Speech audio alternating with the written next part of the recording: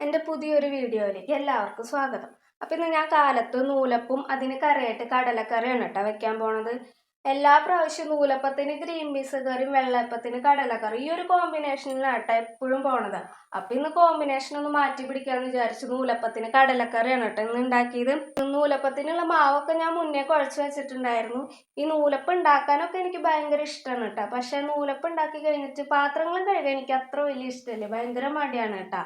നൂലപ്പം ഉണ്ടാക്കി കഴിഞ്ഞാൽ കുറേ പാത്രങ്ങൾ കഴുകാനുണ്ടാവില്ലേ. ഈ നൂലപ്പം പിരിച്ചെടുക്കാൻ എനിക്ക് അത്ര വലിയ ബുദ്ധിമുട്ടൊന്നുമില്ല കേട്ടോ. ഞാൻ പറഞ്ഞു കേട്ടിട്ടുണ്ട് നൂലപ്പം ഉണ്ടാക്കാൻ ഭയങ്കര പാടാണ്. പക്ഷെ എനിക്കത് ഈസി ആയിട്ട് കിട്ടാറുണ്ട് കേട്ടോ, വലിയ ബുദ്ധിമുട്ടൊന്നും ഉണ്ടാവാറില്ല. അങ്ങനെ കടല കൂട്ടാനൊക്കെ വെച്ചു കേട്ടോ. നാളികേരം വാങ്ങാൻ മറന്നുപോയി, അത് കാരണം തേങ്ങ ഒന്നും അരച്ചൊഴിച്ചില്ല. അത് കാരണം ഇത്തിരി വെള്ളം പോലെയായിട്ടോ കടലക്കറി. പിന്നെ ഇത്തിരി രസം കൂടെ വെച്ചു കേട്ടോ മക്കൾക്ക് സ്കൂളിൽ കൊണ്ടുപോകാനായിട്ട്. അപ്പോഴത്തേന് പിന്നെ നൂലപ്പൊക്കെ ആയി അത് പകർത്തി മക്കൾക്ക് കഴിക്കാൻ കൊടുത്തു കേട്ടാ.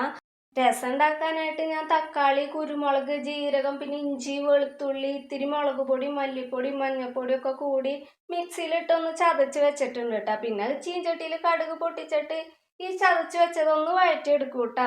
വഴറ്റിയിട്ട് പിന്നെ ഞാൻ പുളിവെള്ളത്തിലേക്ക് ഇത് കൊട്ടിയിട്ട് ഒന്ന് തിളപ്പിച്ചെടുക്കുകയാണ് കേട്ടോ ചെയ്യുക. അങ്ങനെയാണ് കേട്ടോ ഞാൻ രസം വയ്ക്കുക.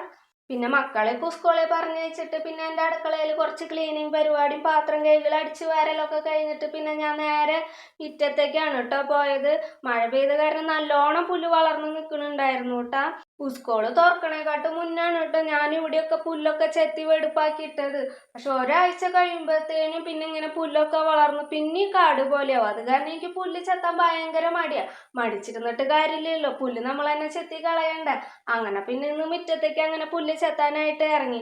മടി പിടിച്ചിരുന്ന് പുല്ല് വളർന്ന് കാട് പോലെയായി. ഞാൻ പുല്ല് ചെത്താൻ ഇറങ്ങിയത് കൊണ്ടാണാവോ നല്ല കാലാവസ്ഥയായിരുന്നു കേട്ടോ. മഴയും ഉണ്ടായില്ല, വെയിലും ഉണ്ടായില്ല. അത് കാരണം വേഗം വേഗം പുല്ലൊക്കെ ചെത്തി എടുത്തു കേട്ടാ.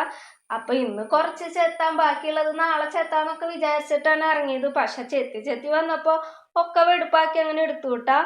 എപ്പോഴും ഇങ്ങനെയൊക്കെ ചിന്തിച്ചിട്ടാണ് കേട്ടോ ഇറങ്ങാൻ. കുറച്ചൊന്ന് വെടുപ്പാക്കാൻ, ബാക്കിയുള്ളത് നാളെ വെടുപ്പാക്കാന്നൊക്കെ വിചാരിച്ചിട്ട്. പക്ഷെ ചെത്തി വരുമ്പോ എല്ലാം വെടുപ്പാക്കിയിട്ടാണ് കേട്ടോ പിന്നെ അകത്തേക്ക് കയറുള്ളൂ. അല്ലെങ്കിൽ പിന്നെ ഒരു സമാധാനം കിട്ടില്ല. അപ്പൊ പിന്നെ എല്ലാം വെടുപ്പാക്കിയിട്ട് അങ്ങോട്ട് കയറും. അപ്പൊ അങ്ങനെ പുല്ലൊക്കെ ചെത്തി കഴിഞ്ഞ് ഞാൻ പുല്ല് ചെത്തി കഴിഞ്ഞതിന് ശേഷം നല്ല മഴ പെയ്തു കേട്ടാ. അപ്പുറത്ത് കുറച്ചും കൂടി ഉണ്ടായിരുന്നു വെടുപ്പാക്കാൻ. മഴ പെയ്ത കാരണം അതും നടക്കില്ല. ഇനിയിപ്പൊ അത് നാളെ ചെയ്യാം, അല്ലെങ്കിൽ പിന്നെ ഇതൊക്കെ കഴിഞ്ഞിട്ട് കയറിയാൽ മതിയായിരുന്നു.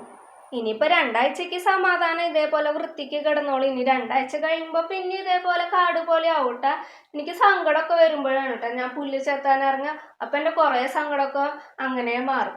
അപ്പൊ പിന്നെ ഇത്രയുള്ള എൻ്റെ കുഞ്ഞൊരു വീഡിയോ. അപ്പൊ വീഡിയോ ഇഷ്ടപ്പെട്ടാൽ എല്ലാവരും ഒന്ന് ലൈക്ക് ചെയ്യാനും സബ്സ്ക്രൈബ് ചെയ്യാനും കമന്റ് ചെയ്യാനൊക്കെ മറക്കല്ലേ. അപ്പൊ എല്ലാവർക്കും ബൈ. അപ്പൊ അടുത്തൊരു വീഡിയോ ആയിട്ട് ഇനിയും വരാം ഞാൻ.